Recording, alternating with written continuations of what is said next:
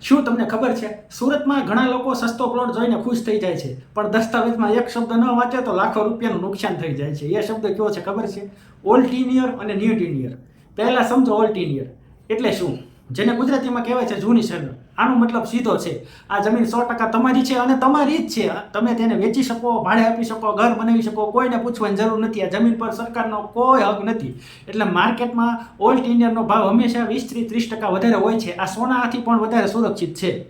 હવે બીજું છે ન્યૂ ટેન્ડર એટલે કે નવી શરત. આ જમીન તમને સરકારે ખેતી કરવા માટે આપેલી હોય, ભલે તમે પૈસા આપીને ખરીદો પણ એના માલિક તમે નથી, સરકાર છે.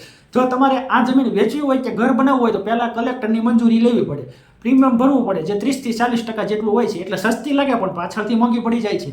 તો યાદ રાખો, જમીન લેતા પહેલા ખાલી ભાવ ન જોવો, 7, 12 અને 8 જોઈ લો જૂની શરત છે કે નવી શરત. જો આ માહિતી ઉપયોગી લાગી હોય તો વિડીયોને લાઇક કરો, શેર કરો અને અમને ફોલો કરો.